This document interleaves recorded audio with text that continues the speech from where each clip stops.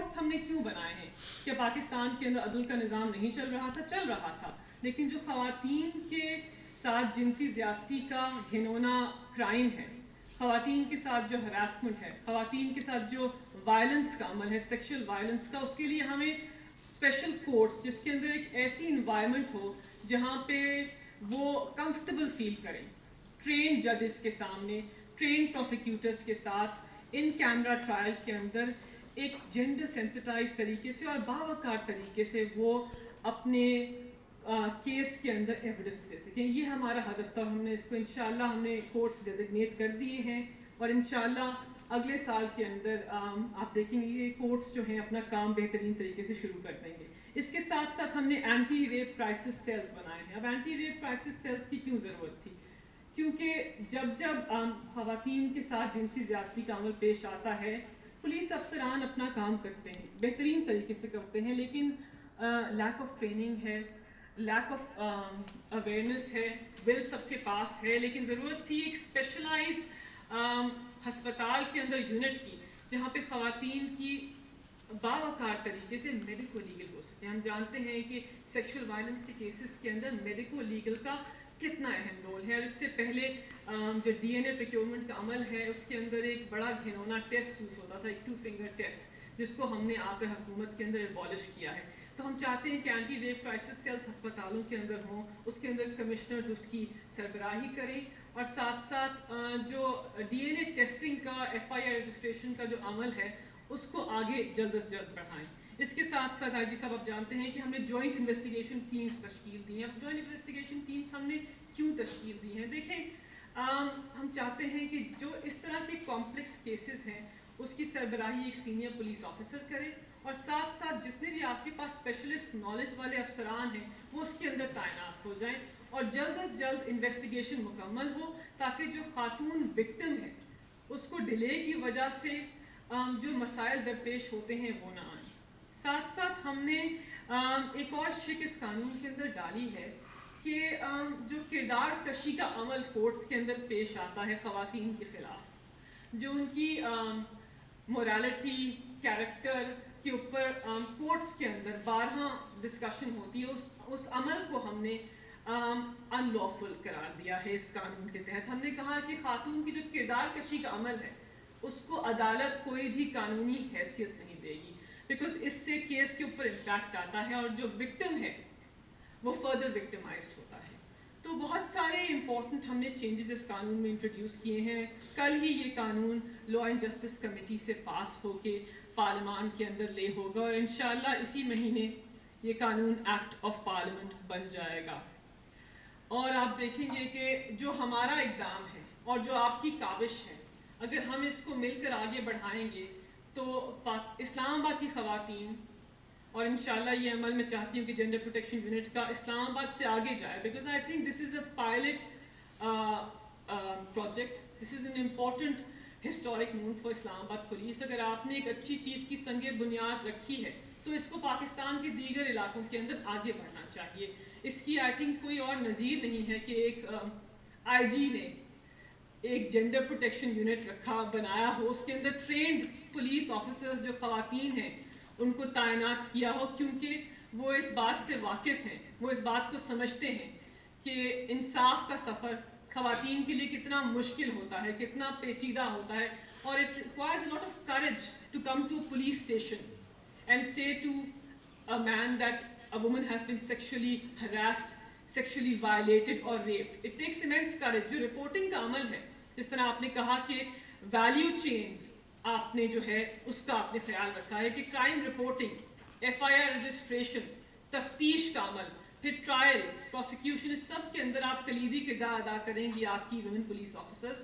تو I think اس قسم کی ہمیں اور پروجیکٹس چاہیے اور سینٹرز چاہیے پاکستان کے اندر. And I think people should look up to Islamabad and see this as a project that can be spread out across our country, because یہی انوویشنز ہمیں اپنے جسٹس سسٹم کے اندر ریکوائرڈ ہیں، کیونکہ آپ کی اور ہماری پارٹنرشپ، ہم قانون بنائیں گے اور آپ قانون کا عمل درآمد کروائیں گے. اگر اس کے اندر چینجز چاہیے، حکومت سے سپورٹ چاہیے، یہ تو ہمارے منشور کا ہدف ہے. اگر آپ کو چاہیے کہ ہم پولیس اسٹیشنز کو اور بااختیار کریں تو ہم آپ کے ساتھ ہیں. میں وزیر اعظم کو آج رپورٹ کروں گی, لا منسٹر کو بتاؤں گی کتنا بہترین پروجیکٹ آپ نے بنایا ہے, کتنا بہترین سینٹر, فوکس سینٹر آپ نے اسٹیبلش کیا ہے, اور کس طرح اس قسم کے ایگزامپلس ہمیں پاکستان کے اندر فردر ریکوائرڈ ہیں.